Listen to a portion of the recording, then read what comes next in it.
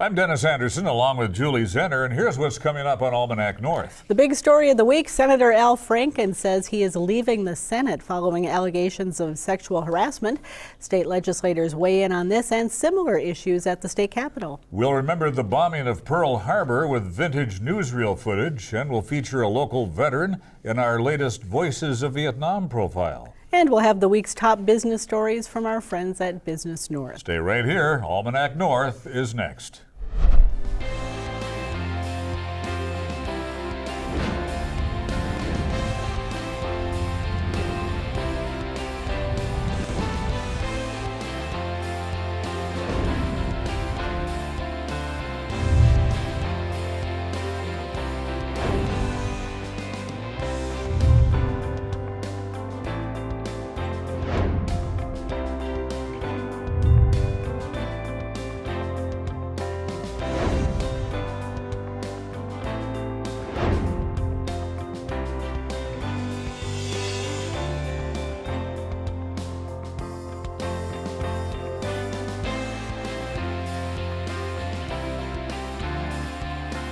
Hello once again and welcome to Almanac North. Thank you very much for watching. And Julie, it's good to be back after a few weeks away from Pledge and of course Thanksgiving. And you had a little vacation in there Took too. a little vacation. You got a little bit of tan from some time in Hawaii. I got a little bit of tan. Yeah, but it's good to have you back. Thank you. And it has been a tumultuous few weeks too while I was gone for Minnesota politicians. Yes, it certainly has, Denny. The fall of United States Senator Al Franken was shockingly swift. Just a few weeks after the first allegations of sexual impropriety, Senator Franken announced on the Senate floor Thursday that he will soon resign from his seat. In the Minnesota legislature, 2 lawmakers are stepping down this month due to similar allegations. Is this just the beginning? And what changes need to be made to make the halls of Congress and the state capitol safe, welcoming places for all? Here are with some thoughts is State Representative Jennifer Schultz, a Democrat from Duluth. Representative Julie Sandstede is a DFLer from Hibbing. And Representative Jason Metsa is a Democrat from Virginia. And thanks to all of you for being here. Really appreciate you coming in. Representative Schultz, were you surprised at all by the pressure that was put on Senator Franken to resign this week and how quickly that seemed to come about? I was, because I was hoping we could have an investigation by the Ethics Committee to find out and give Senator Franken a chance to defend himself. But people have zero tolerance for sexual harassment, and the female senators, U.S. senators, didn't think that Senator Franken could be effective. Mm-hmm. And once that happens, then Senator Franken realized he could not be a strong voice for Minnesota, and he thought he was doing the right thing for the state. And maybe I can ask this of all three of you, starting maybe with Jason. Should Al Franken resign? He says he will in a few weeks. And if he does, who would you like to see appointed by the governor to fill in for the senator from Minnesota? Well, it's a difficult thing. I thought as well that the ethics investigation should have been allowed to play out, but as more allegations rolled in, I do see where his colleagues and his decision-making process led him to feel that he might not be as effective as he once was in the Senate for issues that many of us here at the table really believe in. And I'm still processing, to be honest, a lot of the information as it's coming in, and wouldn't have a choice right off the bat here. I think there's a lot that goes into picking someone to represent a state in the United States Senate, and would hope that the governor takes some time to really weigh the different options and scenarios that could play out, seeing as they'll be on the ballot in 2018. Representative Sandstede, what do you think? I would resonate much of what Representative Metsa just said. I know the talk is of having potentially Lieutenant Governor Tina Smith, and I think she'd do an outstanding job. But I think there's a lot that goes into it, and it's a seat typically that has been held from Iron Rangers, and I think it would be nice to have somebody from northern Minnesota potentially considered for something like that. And again, there's just a lot of moving pieces right now, and hard to make a solid decision. Representative Schultz? Well, I think that there's advantages for him to appoint someone who would also run in 2018, because then that person would have more seniority over people who are going to be running in that year. And that's a big deal, because then you can get more experience and serve on the right committees and even possibly chair committees. A favorite earlier. pick at this point? So the governor is deciding whether to put someone in there temporarily Yeah. or to put someone in there who could run again in 2018. And I'm hearing from more people that would like him to appoint someone who's willing to run in 2018. And that may give an unfair advantage to an incumbent, but that person is going to be very busy serving in DC. And I think people who are not serving in that position may have a bigger advantage to run for that seat. And we would all get to vote in 2018 for that seat as well. Representative Metsa, given the circumstances, do you think that it is important for that person, whoever it may be, to be a woman? I think that it would be important. We've been seeing, and I think it starts back during the presidential election with the Hollywood Access tape with our president and some of the women who came forward moving into the Women's March. I think that it would be prudent for Governor Dayton to choose a woman to replace Senator Franken. Let's talk about the atmosphere down in St. Paul, specifically prior to the rush of all of these allegations.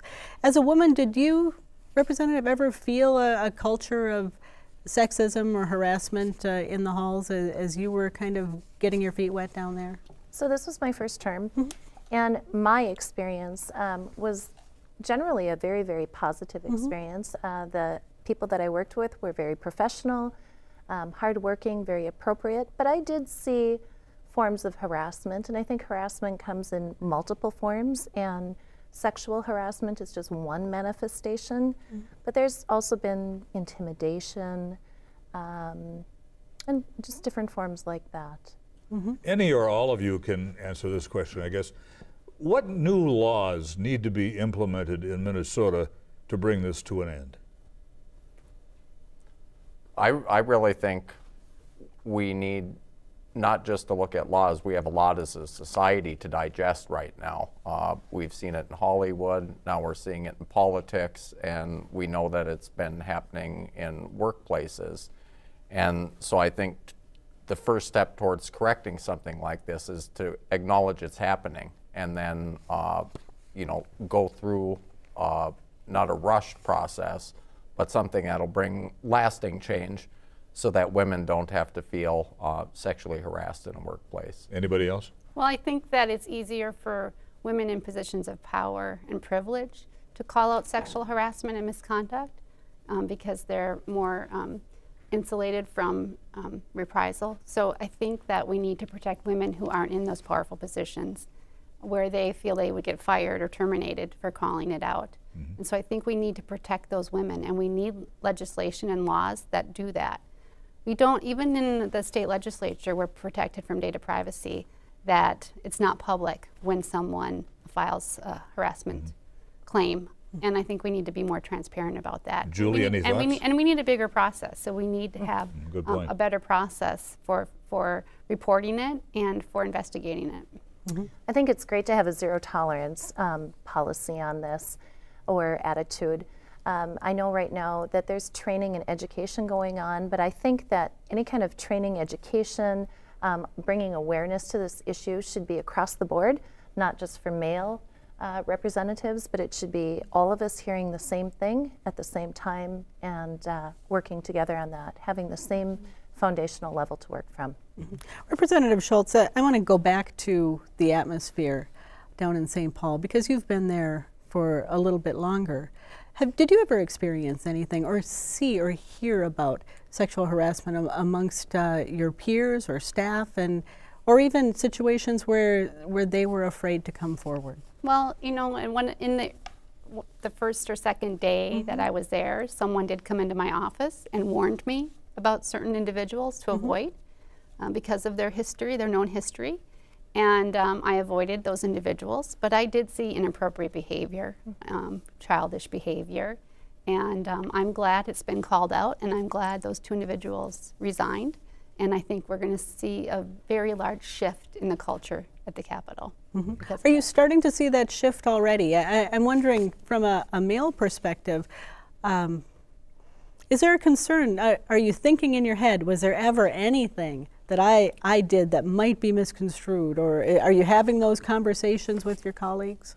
Well, I've had them, at home with my wife, and I think it goes back further than just sitting as an elected representative for my district. You go back all the way to what was maybe childish joking when I was much younger and kind of looked at as a cultural norm, and who I might have hurt along the way by saying something inappropriately. And so it's definitely been running through my head and something I've reflected on, and something I hope our new son doesn't have to do in that same way, where he's raised in a culture where everyone's respected equally for what they're bringing to the table, especially in their workplace.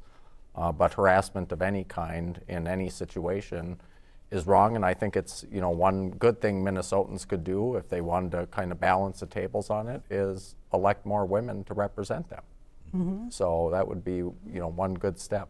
House and Senate rules don't even mention sexual harassment. Should that change? Will that change? Yes, I think it should change. Will it change? Yes. How will it change? So they're looking at all of our policies right now on sexual harassment and misconduct, and they're evaluating them. Every agency is, and for the state house and Senate, and we'll make them stronger. And there's going to be a strong push by the governor and elected officials to make those stronger. I've been very disappointed in my Republican colleagues for not coming forward and talking about their experiences, because so far it's been all DFL individuals and then a lobbyist. Representative Sandstede, when does it cross a line and become sexual harassment? Is it really about how someone perceives what somebody is saying or doing, or is there some way that you can really pin it down as to what's bad behavior? I do think a lot of it is how each individual perceives actions towards them. With that being said, I definitely think we need to do a better job of having a process in place to kind of flush those situations out. If I feel somebody's wronged me, then I need to speak up about it.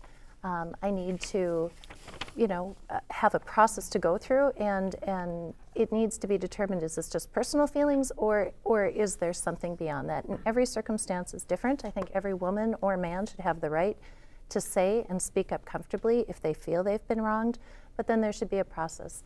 I don't think the process in flushing this out should be the media in a first attempt. I think that's not the right place. And I also think whoever the individual is that is feeling wronged has an obligation to speak up immediately, to say something, and not let a great time distance go by before they decide to speak about it. And again, I don't think the culture is going to change unless we make it okay to say this is not okay.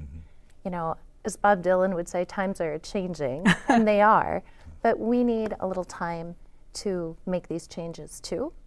And we will be better and we will be stronger because of those changes. Please correct me if I'm wrong, but I believe Minnesota lawmakers cannot be fired for sexual harassment, but instead it's left up to the voters. Should that change? How could it change? Does it need to change? I think what we're seeing on a national level will probably play out when you're elected to represent the district or whatever elected position you're in.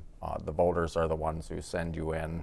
There is a recall process in the state, so voters could pursue that currently should they think it's egregious enough to call for that. I don't know if we should, and that's kind of getting into this whole debate of if we're going to make a decision about should someone be able to get fired in the legislature. I would hope that we think out what that could potentially mean and what it would entail, so that there was a fair process if it was implemented for that district to be represented thoroughly at the Capitol as well.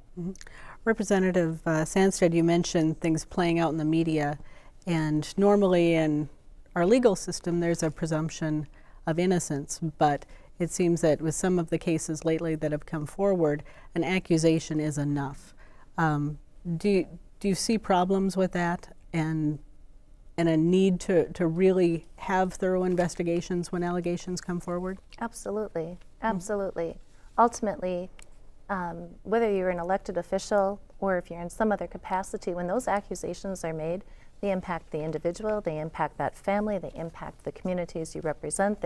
It's got a huge ripple effect, and absolutely it has to be investigated thoroughly. People of both sexes flirt. Is flirting a form of sexual harassment? If it's unwanted flirting, it could be considered sexual Again, on the misconduct. perception of the person who Yes. feels they've been wrong. And if it's persistent and it's predatory. What impact do you think this is going to have on the legislative session? Any thoughts, or even on the elections coming up? Well, hopefully we'll try to correct these problems and bring them forward. We're all going to receive training, which we all need, on what sexual harassment is and misconduct. And we'll spend a lot of time at the beginning of the session dealing with this. All right. Well, thank you very much, all of you, for traveling through the snow tonight to come here and talk about this really important topic. Very good Appreciate discussion. it. Thank you. Thank you. Thank you. Thank you.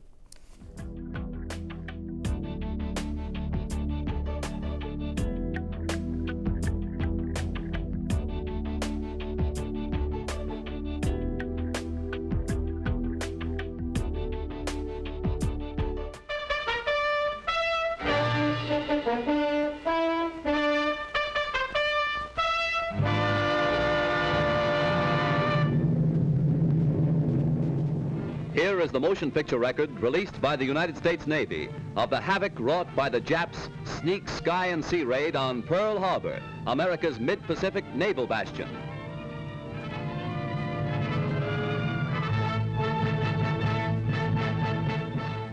On December 7th, 1941, Japan, like its infamous Axis partners, struck first and declared war afterwards.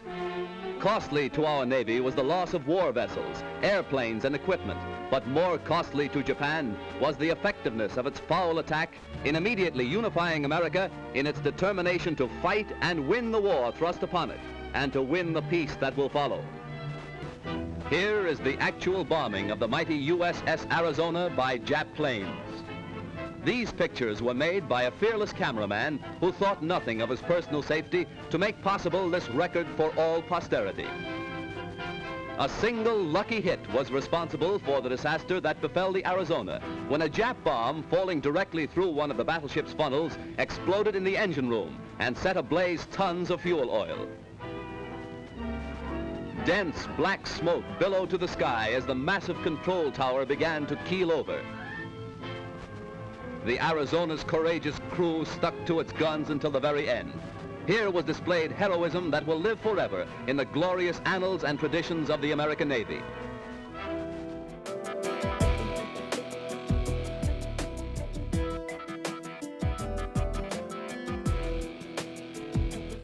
It turns out I was just at Pearl Harbor 4 weeks ago. If you ever get a chance to see it, you should. And now this week we continue our profiles of local Vietnam veterans with the story of a Duluth native who served in the U.S. Marines just outside of Da Nang. Stephen LaTour was assigned to a reconnaissance battalion during his year in country. Here is his story in his own words.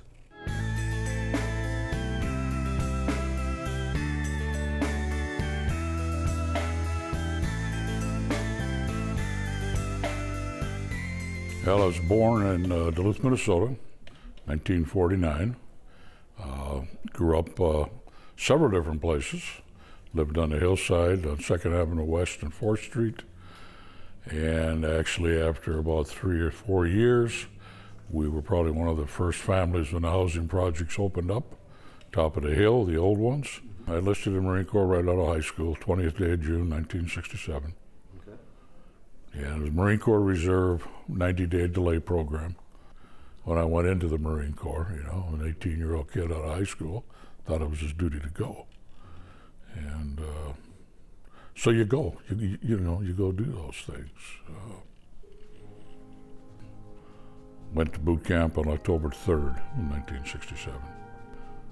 You better be in good shape when you go in. If not, it'll either kill you or you'll be in good shape when you get out. We went to Camp Pendleton for infantry training, and from there I went to motor transport school at Pendleton.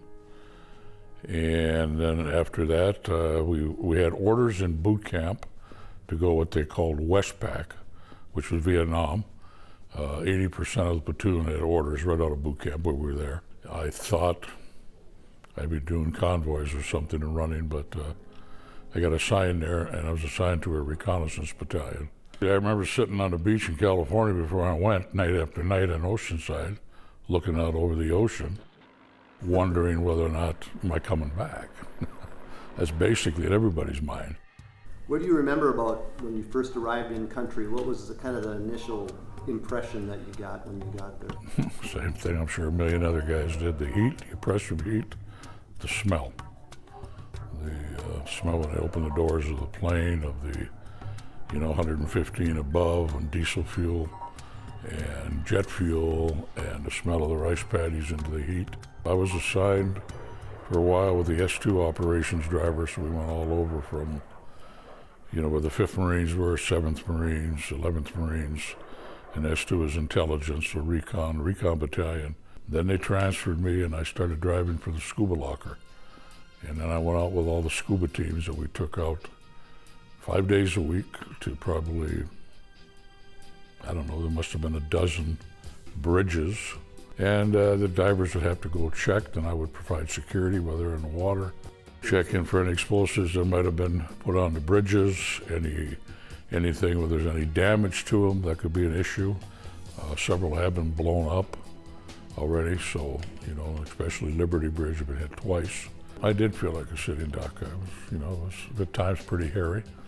I'd tell an old story just for curiosity that during one of those times, I think I made Johnny Weissmuller look like a chump several times because we were out in local villages away, and had to get in through the areas where, where the bridges were. So we were, sniped at frequently. There's different levels of stress. I saw combat, but I wasn't in it like some of these guys were as much with the regular line of an infantry company. You're not really fighting for your country. You're fighting to stay alive and fighting for the guy that's there with you.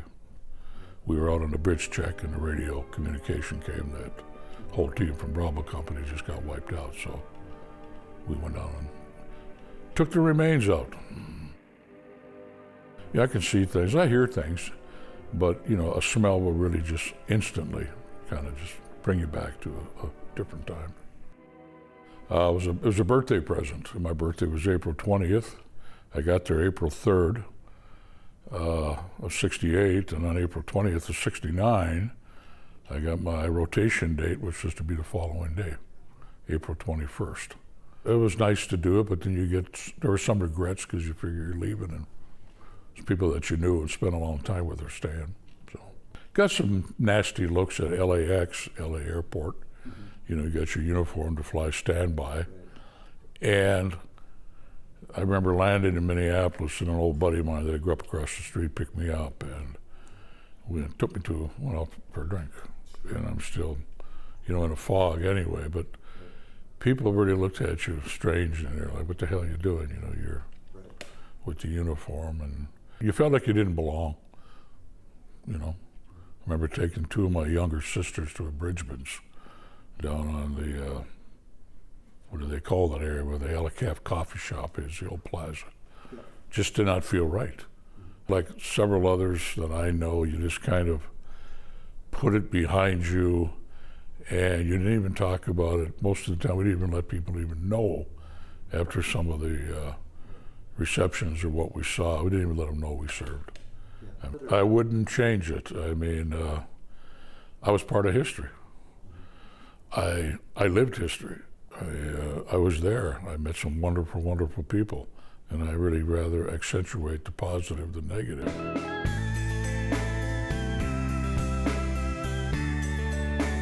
Our Voices of Vietnam series will be on hiatus now for the next few months, but look for more veterans profiles coming up this spring on Almanac North.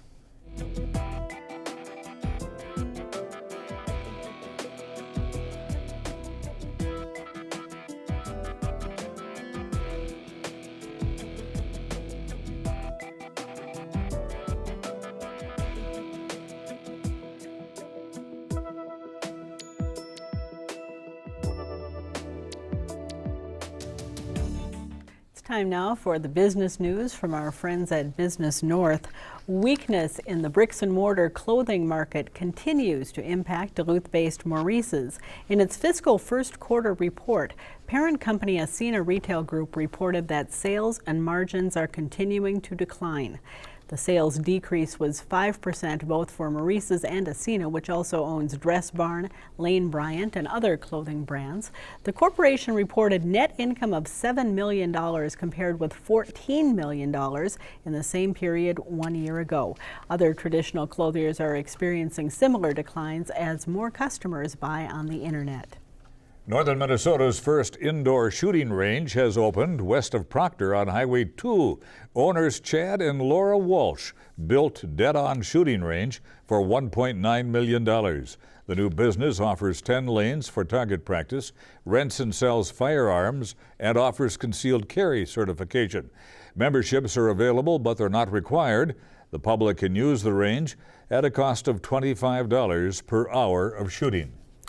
ERP Iron Ore, new owner of the former Magnetation assets, recently revealed a significant surprise. Managing Director Rob Bigelow said the company must invest from $10 to $20 million to retrofit its Reynolds, Indiana pellet plant. Turns out the new facility does not meet air pollution standards. That work will delay hiring by 12 months at Plant 4 in Grand Rapids, which also needs additional maintenance. ERP and Republic Steel have a joint venture partnership to manufacture pig iron at Republic's Lorain, Ohio plant. For more on these and other stories, visit businessnorth.com. So if you have a comment on our show, call now. Dial 218-788-2849 to leave a message. You can also send an email to Almanac North at WDSE.org and visit the WDSE website for updates on our broadcast schedule, the latest on your favorite local shows, and other news here at the station. And so my big question now, Julie, have you had a chance to get out and enjoy a wonderful lutefisk dinner yet this season? I have not, but I understand that all anybody needs to do if they want to attract Dennis Anderson these days is put a little lutefisk bait out on their church steps. I'll be and there. He shows up. I was there again tonight up in Hermantown. For Julie and the crew at WDSE, I'm Dennis Anderson. Have a great weekend. Good night, everybody, and be kind.